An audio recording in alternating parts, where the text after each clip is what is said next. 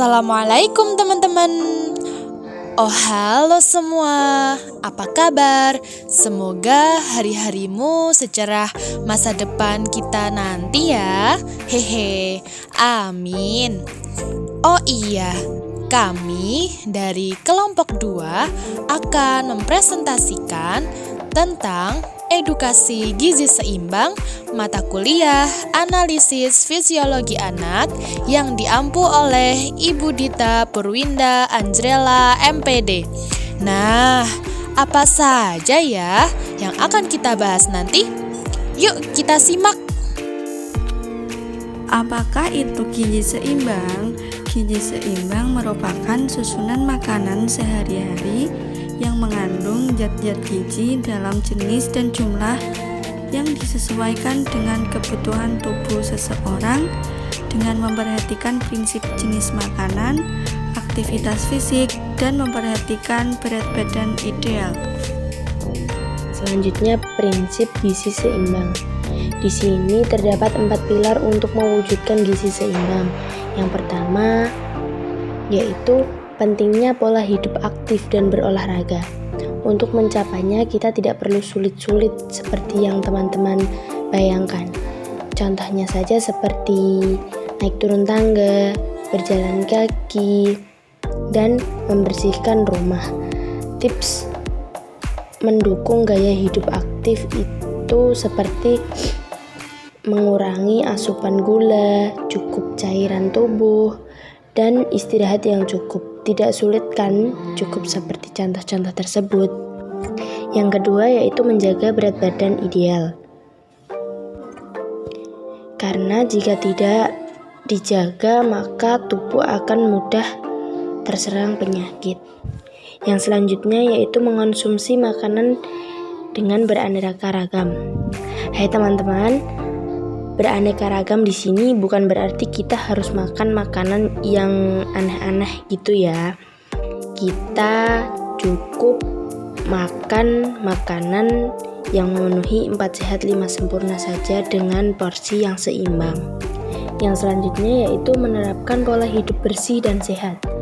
Untuk mencapainya kita harus memperhatikan hal-hal yang mungkin tidak pernah kita perhatikan seperti contohnya memperhatikan pola makan, mengelola kesehatan mental, menjauhi stres, dan rutin berolahraga. Dengan begitu kita bisa disebut memiliki pola hidup yang sehat dan bersih. Mengenai isi piringku ini, kita seringkali menemukan banyak kasus si anak ini sulit makan. Mereka ini menolak makanan karena tidak suka dengan menu yang diberikan oleh orang tua.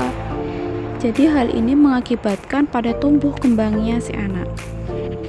Dengan menggunakan menu isi piringku ini, si anak bisa mendapatkan sumber nutrisi lengkap mulai dari karbohidrat, protein, hingga serat.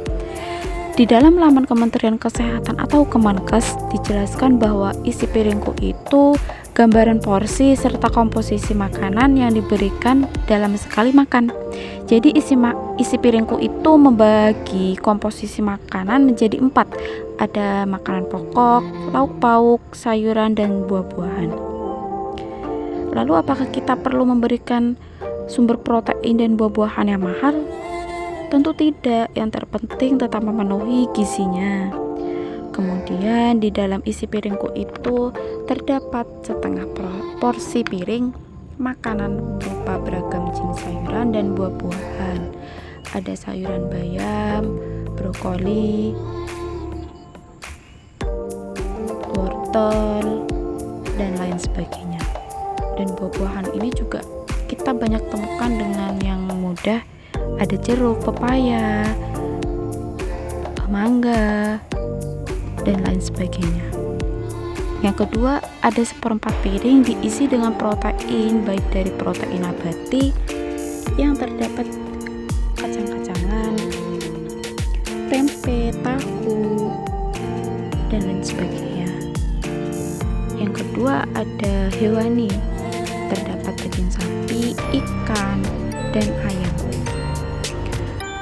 Yang ketiga, ada 1/4 isi piring yaitu ada karbohidrat. Jadi karbohidrat tidak harus selalu nasi ya. Yang keempat itu konsumsi air putih yang cukup.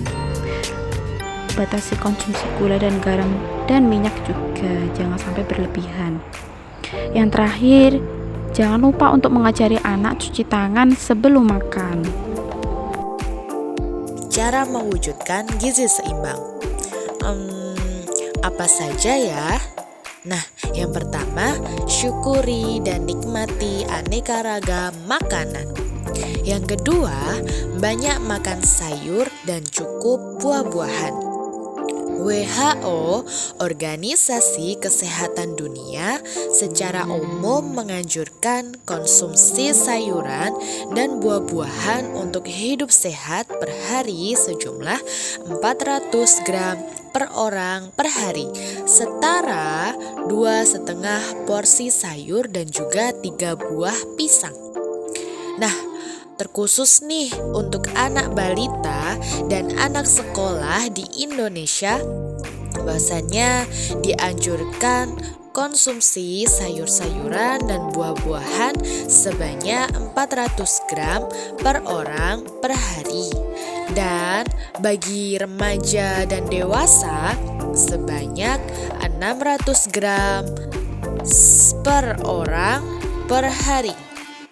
Selanjutnya yang ketiga, membiasakan makan lauk pauk dengan protein yang tinggi. Nah, apa saja sih makan lauk pauk dengan protein yang tinggi? Nah, terdiri dari 2, yaitu pangan sumber protein hewani dan pangan sumber protein nabati. Kebutuhan pangan hewani 2 porsi sehari, setara dengan 70 gram daging sapi atau 80 gram ayam atau 80 gram ikan. Kebutuhan pangan nabati 2 porsi sehari setara dengan 100 gram tempe atau 200 gram tahu. Porsi yang dianjurkan tersebut tergantung kelompok umur dan kondisi fisiologis. Yang keempat, biasakan mengkonsumsi aneka ragam makanan pokok. Apa saja ya? Nah, ada beras, jagung, ubi, talas, singkong. Nah, selain mengandung karbohidrat seperti yang disebutkan sebelumnya, makanan ini juga terkandung vitamin B1, B2, mineral, dan juga serat. Yang kelima, batasi konsumsi pangan yang manis, asin, maupun berlemak. Tahukah kamu, jika mengonsumsi gula lebih dari 50 gram, terus garam atau natrium lebih dari 2000 mg, dan juga lemak lebih dari 67 gram, akan meningkatkan hipertensi, stroke, diabetes, maupun serangan jantung loh. Yang keenam, biasakan sarapan pagi. Sarapan pagi dapat memenuhi kebutuhan gizi harian sebanyak 15% sampai 30%. Sarapan ini juga membekali tubuh kita dengan zat gizi yang diperlukan untuk berpikir, terus bekerja, dan melakukan aktivitas fisik secara optimal setelah bangun pagi. Nah, sarapan yang baik terdiri dari pangan yang berkarbohidrat, lauk pauk, sayur, buah, dan juga minuman. Selanjutnya yang ketujuh, biasakan minum air putih yang cukup dan aman. Air ini berfungsi sebagai pengatur proses biokimia loh, pengatur suhu juga, pelarut, pembentuk komponen sel dan organ, media transportasi, zat gizi, pembuangan sisa metabolisme, pelumas sendi, dan juga bantalan organ. di mana 78% berat otak kita adalah air loh. Kekurangan air pada anak dapat merasakan mudah lelah dan menurunkannya konsentrasi belajar juga. Biasakan minum air mineral sebanyak 2 liter per hari. Selanjutnya yang ke-8, biasakan membaca label pada kemasan pangan. Nah, ini sangat penting nih. Label adalah keterangan tentang isi, jenis, komposisi zat gizi, tanggal kadaluarsa, dan keterangan paling lain yang dicantumkan pada kemasan tersebut. Semua keterangan yang terperincikan dalam label tersebut sangat membantu konsumen dalam memahami suatu produk, selama itu juga dapat memperkirakan bahaya yang mungkin bisa terjadi pada konsumen, resiko tinggi karena mempunyai penyakit tertentu.